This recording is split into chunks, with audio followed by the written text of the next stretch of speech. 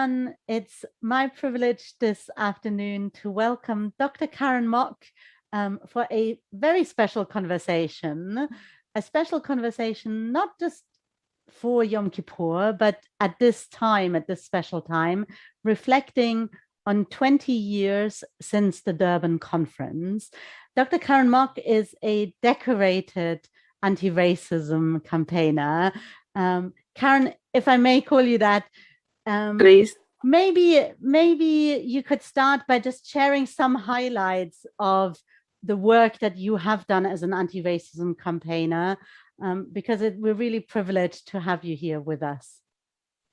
Thank you so much. It's my honor to be here. I really come at this work, I guess you could call it a lifelong work in human rights and anti-racism, starting many, many years ago as a youth in the youth movement and being, I guess you could call it a child of the civil rights movement and participating with B'nai B'rith Youth Organization and the Anti-Defamation League. So that was my background, participating in the Israel Summer Institute as a teenager. So a combination of my Yiddishkeit and my being a lover of Israel, but at the same time, very much committed to human rights and anti-racism work. I'm an educational psychologist by training, so I do come at this as an educator and the importance not only of knowledge in the field, but also putting theory and policy into practice. You know, how do you make sure that in workplaces and in our society, we are really implementing the very policies that we have. And as you know, in Canada, many of our Canadian leadership has been in the area of human rights, even at the UN, you know, the International Declaration for Human Rights had a Canadian as one of the drafters, and the multiculturalism, anti-racism policies. And so this is who I am, and the importance of passing on the kind of knowledge base and the legacy and the institutional memory to the next generation of leaders who, I'm pleased to say, when I look at some of our Jewish organizations, are very much ready to take over. Thank you so much. Thank you for this very brief introduction about your own work. And our listeners can also, of course, see your full bio posted in the links here to the video. So you were at the Durban Conference. I'm sure most of our listeners have heard about the Durban Conference, but I just want to make sure that we're all on the same page. So maybe you could just briefly describe for us what the 2001 Durban Conference was supposed to be about. They call it the World Conference Against Racism, Racial Discrimination, Xenophobia, and Related Intolerance. And it was part of a series, I guess, every 10 years or so, a major conference that the UN would put on anti-racism. Canada actually was very engaged in all of this because they actually, at the UN, were the seconders to South Africa's resolution that was put forward at the General Assembly that there be an international conference, a UN conference on racism in 2001. And so in the lead up to Durban, there was the creation of a Canadian National Advisory Committee to the government to help prepare. At the time, I was head of the League for Human Rights of B'nai B'rith Canada, an NGO. It's known internationally as the Anti-Defamation League, but this is the Canadian version. And Canadians usually say what they're for, not what they're against. So it was the League for Human Rights, had a little bit of a presence in lobbying and understanding the issues. And I was asked by the federal government to chair the Civil Society Advisory Committee to the Canadian government in the preparation. And so we had a very eclectic, representative, egalitarian kind of committee that assisted NGOs to get organized, did position papers, all the way in the lead up for the 2 years leading up to Durban. So having done all of that work, what were your expectations for the conference? Were you full of hope? Very much so. Some of us went into it a little bit blindly initially. We were full of hope because of the scope of the topic, because we thought that this was going to make a huge difference for our country creating a national action plan against racism, because you know that when countries sign on to a UN declaration that comes out of a conference, it's merely a declaration, but it's their commitment that they're going to create their own action plan domestically. So that was the hope in Canada. What we were not prepared for was that people would end up dividing on racial and racialized lines. In Canada, up until the Durban process, we would have an education caucus or a health organization or working on policing issues, and they would be multiracial, multicultural kinds of groups or organizations. Yes, we had the Congress of Black Women, and yes, we had B'nai B'rith, and we had specific organizations, but they were more for cultural and lobbying for effective treatment and so on. But when it came to anti-racism initiatives, we would be together. We had not realized until the PrepCom processes that people were dividing up into caucuses. And that's when, even on our own advisory committee, we ended up, even though I was chair and I had an African Canadian co-chair and an Indigenous co-chair, even so, at that time, in the lead up, because it seemed to be the culture of the UN process, we would have a Black caucus and other caucuses who would come and make resolutions to our group. So that was where we were a little bit naive going into it. But the expectation still was that this was going to be a huge impetus for our work together when we came back.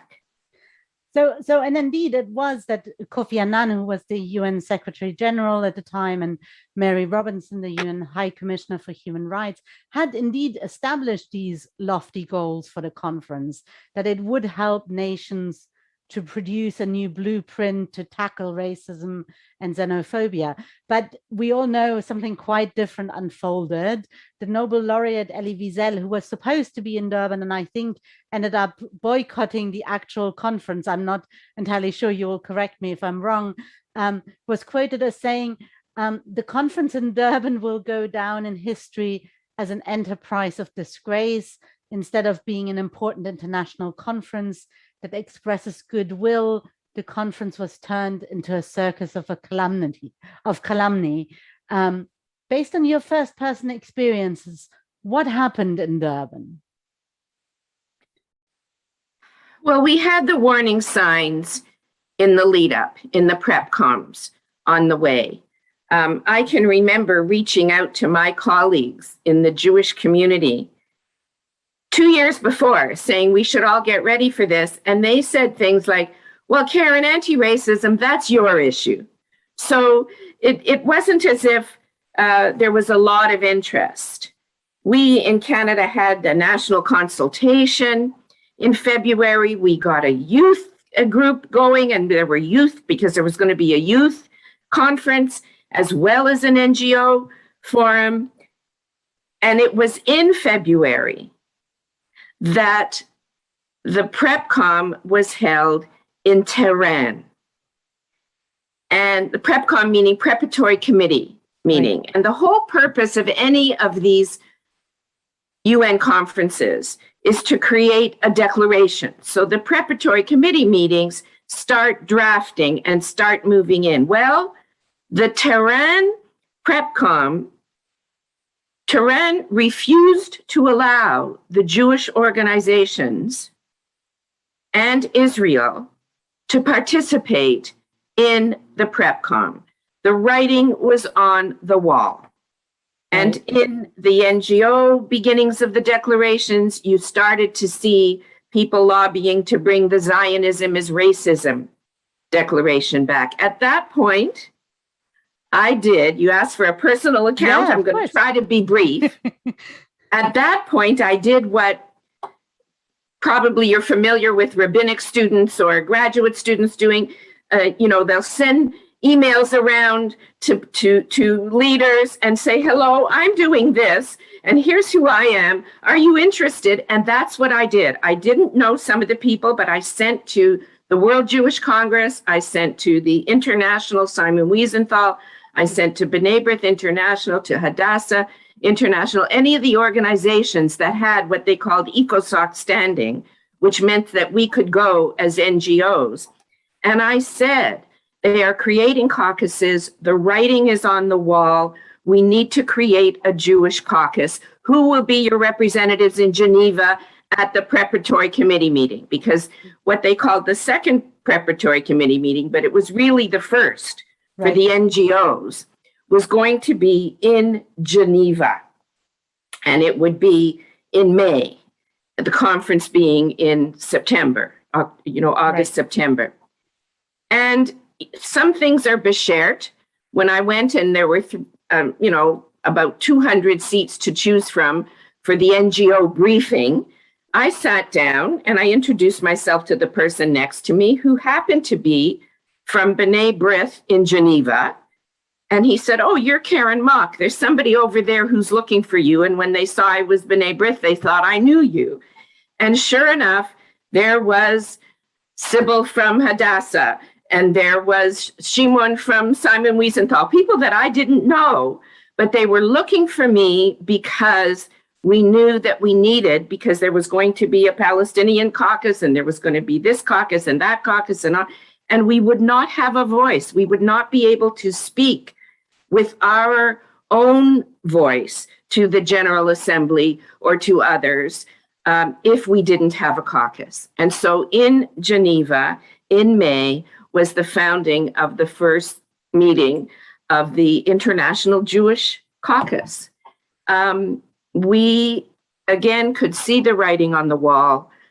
It ended up that there had to be another PrepCom, which they did not expect in Geneva, because of the vitriol, because of how tense things had started to become, mostly vis-a-vis Israel and Palestine, and raising this up as a racial issue, which, of course, we considered it to be quite a political issue, but not an issue for the Anti-Racism Conference. We actually had a meeting with Mary Robinson in Geneva, our caucus. And at the same time, Rabbi Melchior, who was head of the, he was the foreign minister at the time from Israel, he even held a luncheon for all of us from all the different countries' delegations. And he said that, I still blush when I hear it. He said, I want to thank Karen Mock for being the miracle of Durban, because she brought together the Jewish organizations who ordinarily are competing with each other. But here we were in solidarity, strategizing around how are we going to make sure that we came to Durban to do what Durban needed to do and not let it get co-opted by that agenda. But sadly, when we arrived, by the way, I should tell you that Shimon Samuels and I, he from Simon Wiesenthal, me from the League for Human Rights of B'nai B'rith, we went to observe the international steering committee of the NGOs that were planning the NGO forum. And we were there as observers because it's an open meeting. There was even a Canadian delegate there. And here we are in Geneva, and somebody stops the meeting and says, there are two people at the back observing who are agents of a government, who are government agents. Wow. And they meant Israel. And of course, neither of you, I don't know Shimon, but I'm assuming neither of you are actually Israeli citizens even. No, not at all. He's from France. I'm from Canada. You know, Simon Wiesenthal, a well-respected ECOSOC standing, B'nai B'rith, well-respected ECOSOC standing. And I said, I'm here. Yes, I'm on the Canadian delegation, but I am chair of the NGO advisory committee. And that was the tone, even at the NGO forum. So we arrived to the NGO forum. It's opened up, 7,000 people in a huge stadium in Durban, and big signs, pro-Palestinian signs, anti-Israel signs. And the woman from Sangoko, it's the South African NGO Coordinating Committee, Sangoko. She opens up the conference, an Afrikaans woman, and she is wearing a keffiyeh strapped around her neck. When we arrived also to check in, you had the Arab Lawyers Union circulating material that had the Magen David with a superimposition of the swastika on it. Wow. And so on.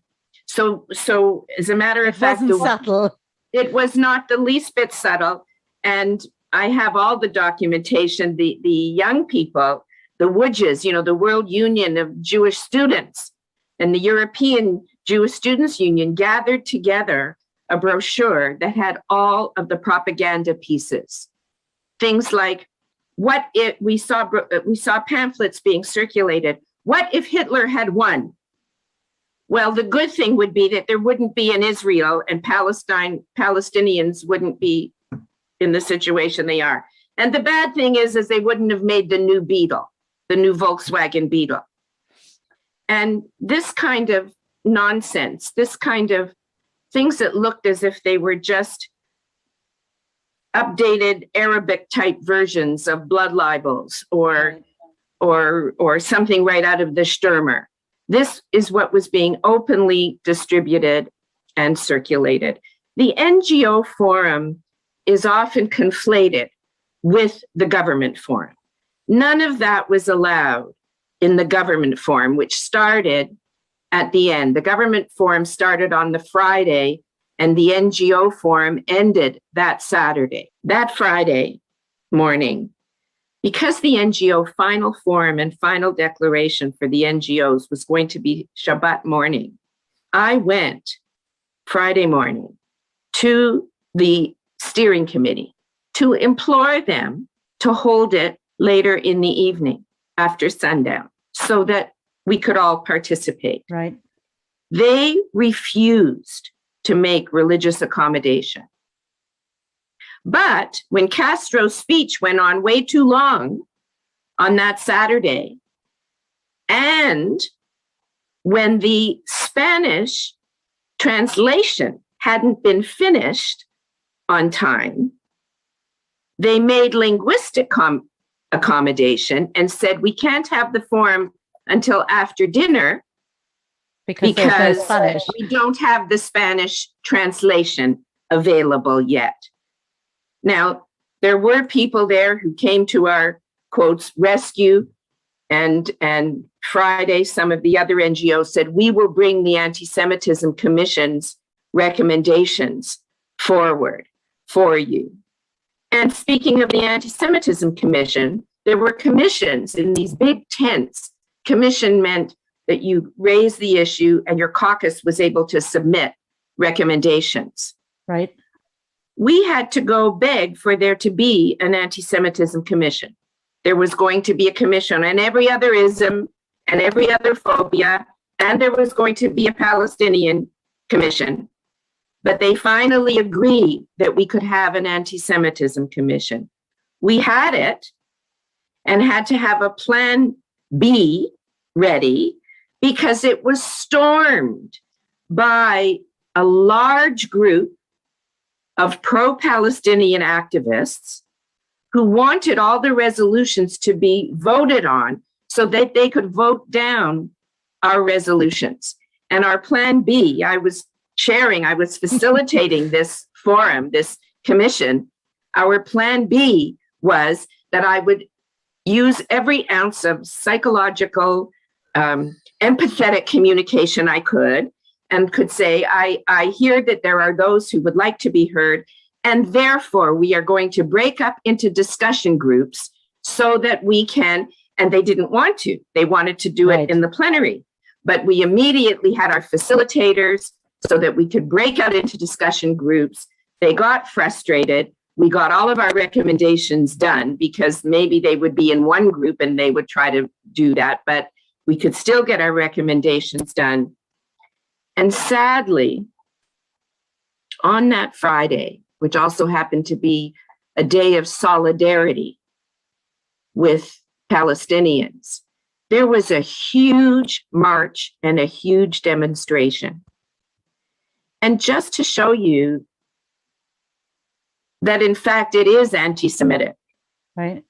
When they were doing their demonstration and wanting to lobby, they didn't circle the place where the government forum was. They circled the Durban Jewish Club. That was going to be where our Shabbat dinner was. Wow. We had to have escorts. So they didn't circle where the resolutions were going to be made. They circled a Jewish organization. And we had to wait it out until the demonstration was over and then go have our Shabbat dinner. Wow. So the signs, the ethos there was so anti-Jewish and so anti-Israel.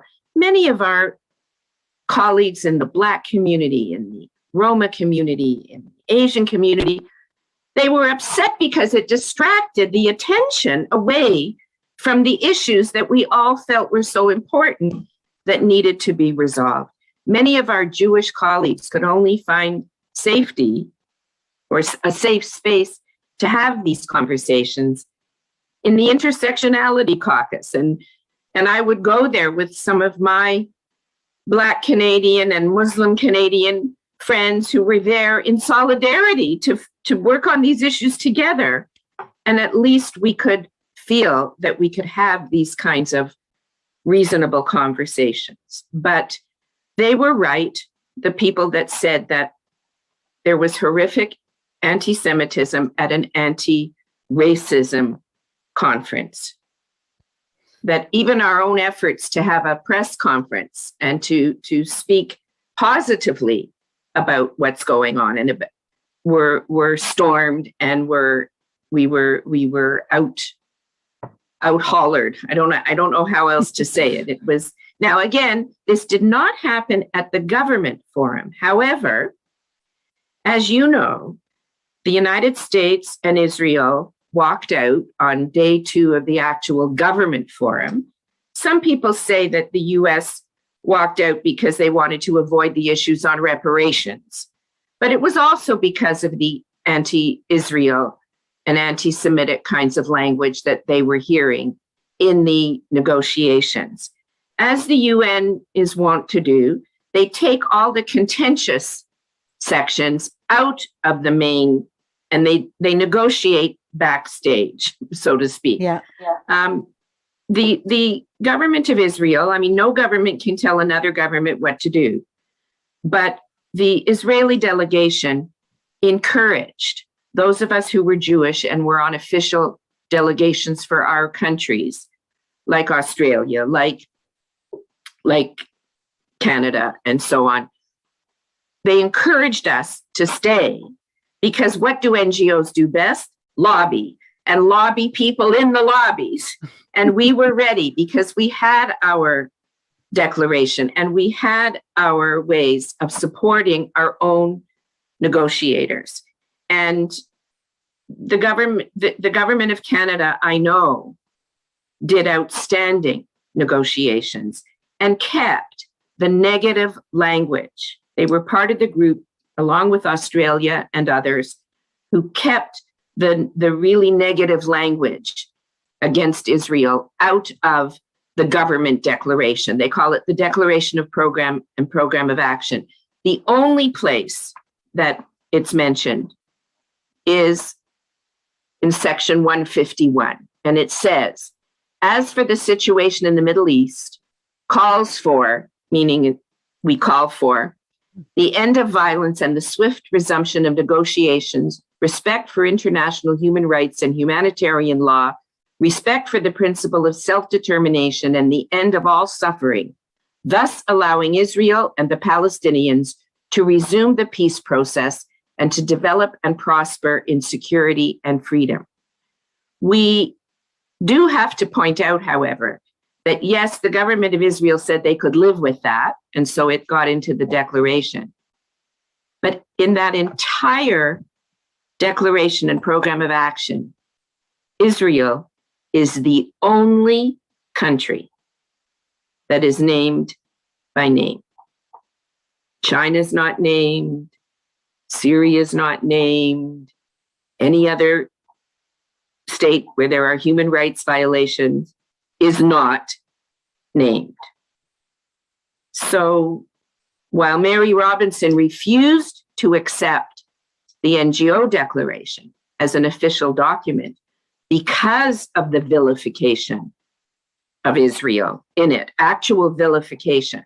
I mean, the technicality was that they used the term genocide, and it was not in keeping with the proper UN definition of genocide. So they refused to accept it as a document that could be tabled as the voice of civil society. But in spite of all that, the Durban process still raises heart palpitations in many of us who actually had to live through it.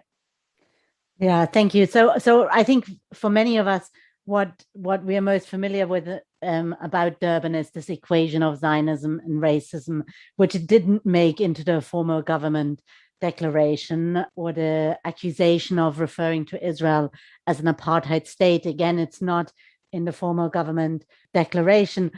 Nonetheless, I think I want to just take a moment to talk about this comparison of Israel as an apartheid state, because similar accusations have just recently been leveled against Israel. Again, Human Rights Watch just published a very lengthy report entitled "A Threshold Crossed," where it said Israel is acting as an apartheid state. As someone who has been at Durban, but also as someone who is really an experienced anti-racism campaigner, how do you see that comparison of Israel as an apartheid state? Well, what started in Durban has culminated in that recent report and in what seems to be a turning point in the aftermath of the May Gaza-Israel flare-up again. In the NGO declaration, to show how highly politicized the language was and where all of this started to really take a foothold, the article that was in the NGO declaration states, targeted victims of Israel's brand of apartheid and ethnic cleansing methods have been in particular children, women, and refugees. Article 425 announces a policy of complete and total isolation of Israel as an apartheid state. This is what the NGO declaration was calling for. Quotes, the imposition of mandatory and comprehensive sanctions and embargoes and full cessation of all links, diplomatic, economic, social aid, military cooperation, and training between all states and Israel. And then a further article talks of condemnation of those states who are supporting, aiding, and abetting the Israeli apartheid state and its perpetration of racist crimes against humanity, including ethnic cleansing and acts of genocide. So every one of the worst crimes of the 20th century is fielded against Israel and only Israel. And what started to take that kind of foothold in Durban the boycotts, the divestment, the sanctions, and so on. And this rhetoric, this inflammatory, over-the-top rhetoric, culminated in the recent Human Rights Watch report. Human Rights Watch and Amnesty International and the other groups that were there, they woke up to what was going on in Durban way too late. They didn't see it until the actual forum that was after sundown, so our group had to go. But we ended up having to walk out even of that NGO forum. Why? Because the rule that the National Coordinating Committee, the International Coordinating Committee set for that declaration was that every victim group was entitled to define its own terminology and its own oppression. But very soon into the conversation, a group got up and made a motion to remove one of the sections from the anti-Semitism.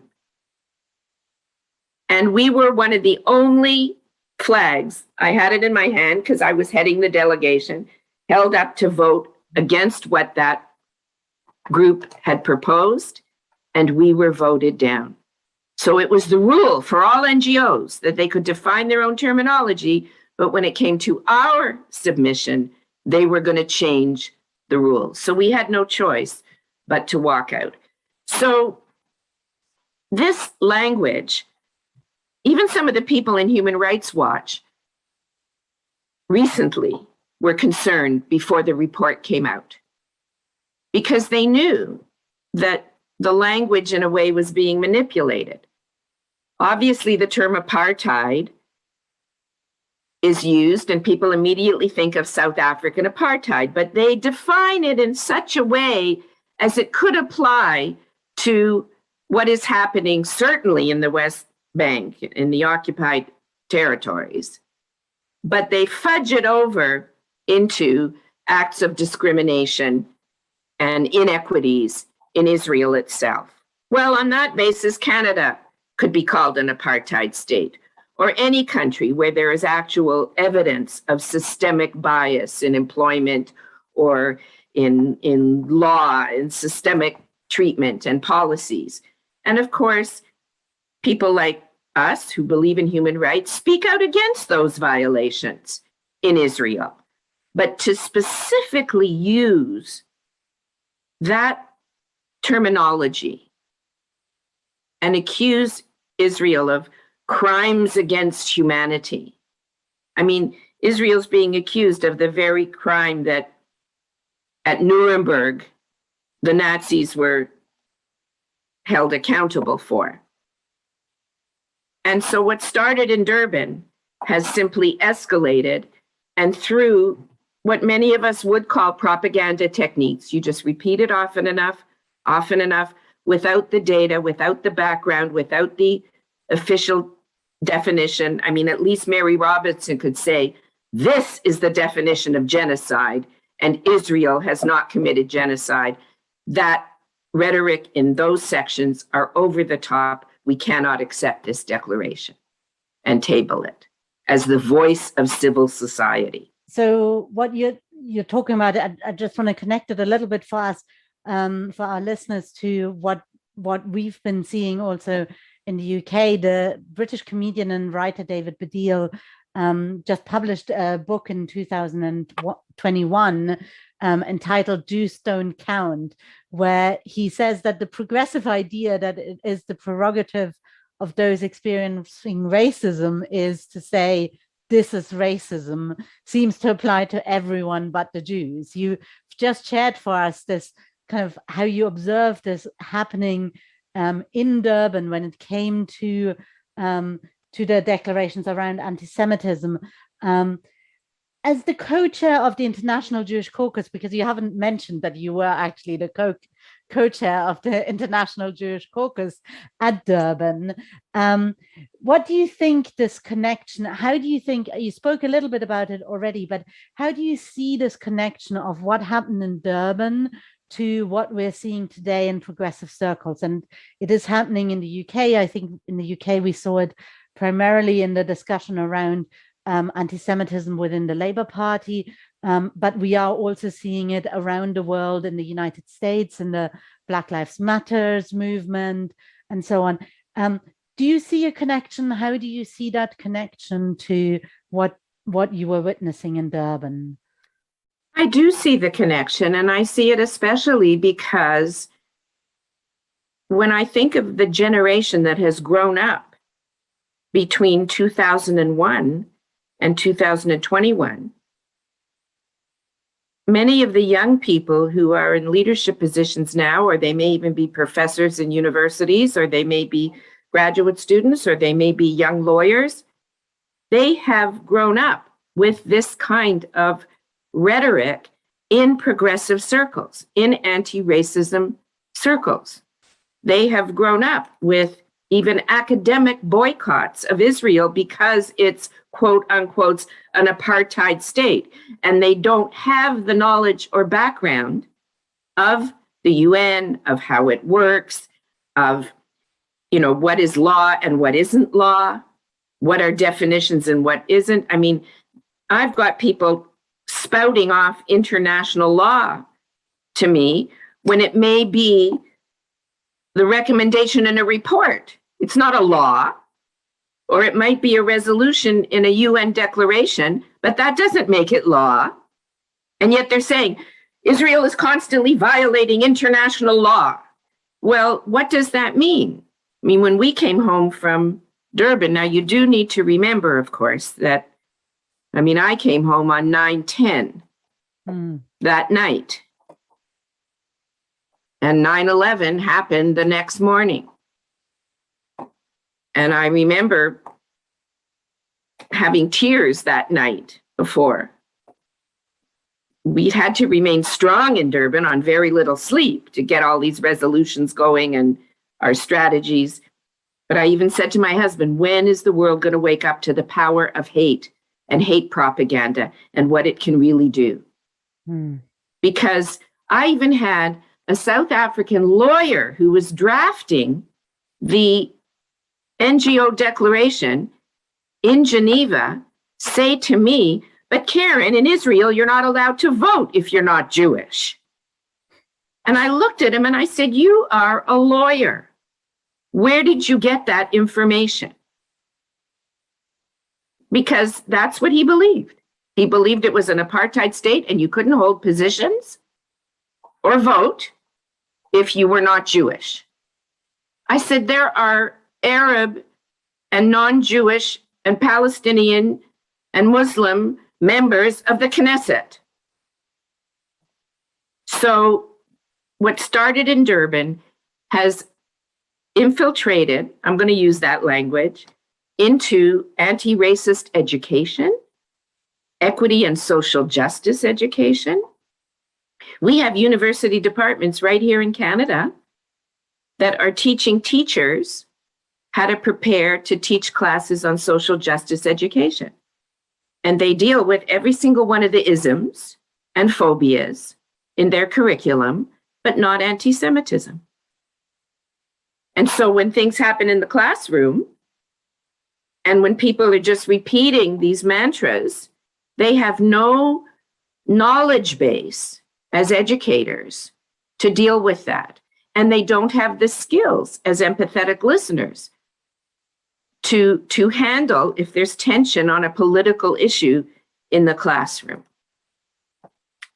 So there is a direct connection with what started in Durban, with the proliferation of the BDS movement, with the even though it's not on the books anymore, Zionism is racism has been long since repudiated, but they are still being taught that Zionism is racism in their work. And they are repudiating anyone who attempts to, yes, speak out against human rights violations, but at the same time, not vilify Israel over any other state or call for its dismantling or its destruction. I mean, your experiences in Durban really do sound pretty traumatic. And then, of course, the combination of returning just before 9/11 and the trauma that was experienced really for our world, actually, for the Western world, the trauma of 9/11. How did you personally heal from that experience, and where did you find strength to continue to your anti-racism work? Because it wouldn't be so surprising to hear someone say, I fought really hard and it was terrible and I'm just done. Where did you find your strength? Because you didn't stop there. You continue to be an anti-racism activist. Actually, I was sitting in the Durban Jewish Club on the telephone with Ottawa at the same time as my contract was being negotiated to become the head of what we call the Canadian Race Relations Foundation. So that is what some other countries might call a government commission. But it is the organization that is a crown corporation that is to be speaking out against all forms of racism and to have the institutional memory and make sure to pass that on so that never again can these kinds of things happen in Canada. It was founded as part of the redress to Japanese Canadians as their gift to all of the rest of Canada to ensure that those rights would not be violated. And so I certainly found solace with others who were prepared to work together. Although when I arrived, my position actually started in October, and they were just about to release their post 9/11 strategies to, first of all, reporting on some of the data of the racism that had happened afterwards and giving some very concrete guidelines on what to do should that happen. And they documented all the incidents, but they didn't document the rise in anti-Semitic incidents. Interesting. And so since the final draft wasn't done yet, I was able to get them to insert one line that gave similar data because, of course, there was a huge rise in anti-Semitic incidents because Jews were being blamed by many for 9/11. So it was just by reaching out to other colleagues, by having the commitment when there was talk about should there be a Durban+1. And of course, people didn't want to have a Durban+1. The Canadian government was shying away from it completely and had gone into a post 9/11 security kind of anti-terrorism mode, which of course was fraught with its own systemic racist pieces that we had to deal with. But I instead said, well, if the government isn't going to do it, and because we need to do the healing and we need to bring people together. So the Canadian Race Relations Foundation hosted Durban+1 and brought back people from the Canadian delegation, from the different NGOs, and made an appeal to our then Minister of Multiculturalism, which included anti-racism, that we needed to do our own action plan and put the good parts of Durban and the Durban Declaration into action, not the NGO one. Now, yes, there was still healing to do, but I'm a cockeyed optimist. There were people who I can remember sitting around the planning table, and I was the only Jewish person in the room, in my office, at the Canadian Race Relations Foundation, with some of the people from NGOs that had been on the Canadian delegation of all backgrounds. And we were brainstorming about who should be guest speakers, and someone's name came up. And then the group had this whole conversation about what was and wasn't anti-Semitism. And so accused the group of being anti-Semitic, and that's not carrying on. Not once did anyone turn to me. When, of course, if I had been a Black person and the topic was racism, they wouldn't have been arguing about what was and wasn't racism. They would have turned to me to say, help us understand. Now, again, maybe it's the old teacher in me. I didn't choose, because there was only 5 minutes left in the meeting. I did not choose to raise that issue then. You need to choose your time, and you have to have the right forum for it. We dealt with it at the next meeting when we had time to discuss what was and wasn't anti-Semitism. But we're still fighting that battle now. The other way that there was some healing is we had a little private group called the DS group, Durban Survivors. People from some of the NGOs in different parts of the world who continued to communicate with each other and to try to strategize about how were we going to make sure that the Durban sensibility didn't take over. And so we stayed together, and we actually met in New York in February of 2001, and we stayed in touch, and we're still in touch. Wow. As any of these anniversaries come up, and what should we do? At one point, we thought it was going to be a good thing to review and have a Durban review.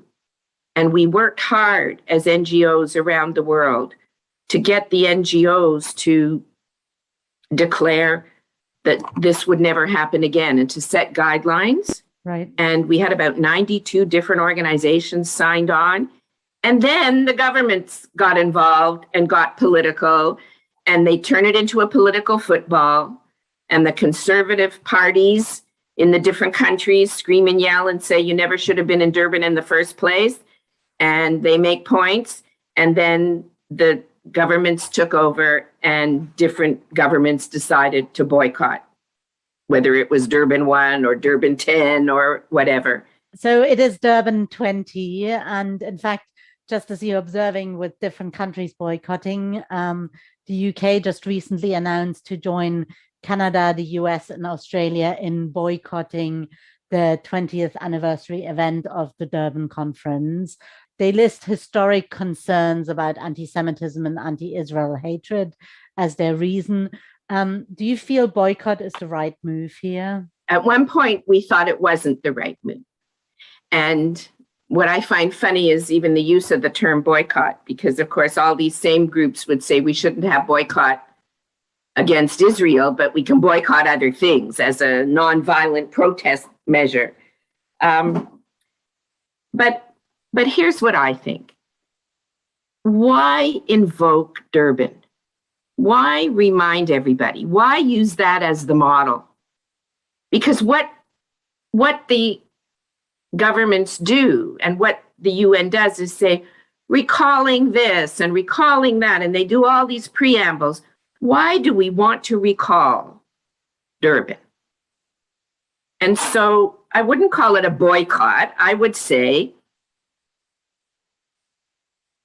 that every country should stand up and merely say that racism and all other forms of discrimination are not acceptable and demand an effective response here at home, in the UK, in Canada, in the US, you name it, to counter racism at home and internationally. So we want countries to do that anyway. Durban's not the appropriate mechanism or reminder to set an international agenda, because it recalls how that conference was in fact corrupted, and the bias that was evident, the anti-Semitic bias that was evident.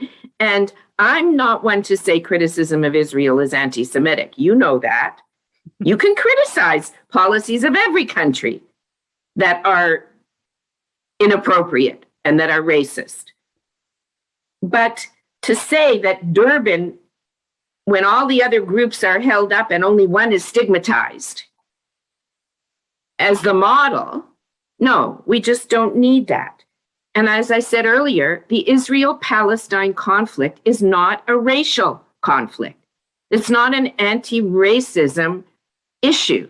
Are there components of it? Are some people racialized? Yes, but it's not a racial or a religious issue. It's a political issue. And so when you have a document that names only one country out of all the countries in the entire UN, so I think they should stay away from commemorating Durban 20 it's just not helpful. They need to identify and support alternative, non-discriminatory actions. Yes, every country should have its own action plan against racism and all forms of xenophobia and related intolerance, as that title suggested.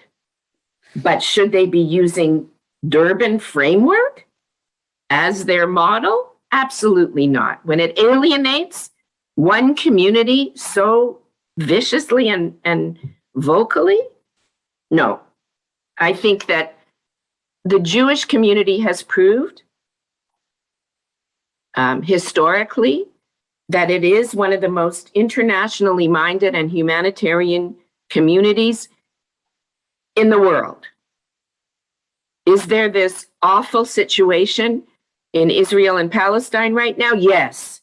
Do we need to find ways to get those countries, or the Palestinians and Israel rather, to the table? And do all the countries that have any kind of clout, are they committed to finding true peace and a peaceful resolution and the end to an occupation? Sure, let them do that, but not using the Durban framework. We don't need to celebrate Durban+20. We need to forget about Durban and think about that hope and that promise that many of us felt going into it, and bring that to our actions in our own countries and internationally as well. So we do sadly have to wrap up our fascinating conversation, but as you are bringing us to look toward the future, and as you reflect really on the commitment, the Jewish commitment, the commitment of the Jewish people to be passionate about these progressive causes, especially for progressive Jews, who really truly want to make a contribution to overcoming racism. And I think the past year we've seen in many countries around the world a sort of reckoning of having to deal more with the continuing institutionalized racism that we see in our societies, whether that is in the UK, the United States, Canada, or Israel. But at the same time, we do encounter many of the challenges that you as an activist in Durban encountered. We do encounter some of these challenges in the anti-racism work in our own countries. Can you just to close this conversation, say a few words about how you see the future for Jewish involvement in anti-racism work? Well, I certainly hope that there will be continued Jewish involvement and activism in anti-racism work. I'm not giving up. It's the next generation that needs to take up the cause. And what I am frightened about is you cannot do this work in sound bites and without taking the time to really know the history and know all the narratives and build relationships. And there's an old saying, physician, heal thyself. Right now, we have people in the progressive spaces who have been trained and are champions against anti-Black racism, anti-Asian racism, homophobia, Islamophobia, you name it. But they do not self-reflect on how systemic anti-Semitism actually is in their circles. And they have adopted the mantra that anytime Jewish people raise the issue of anti-Semitism, it's just to silence pro-Palestinian voices.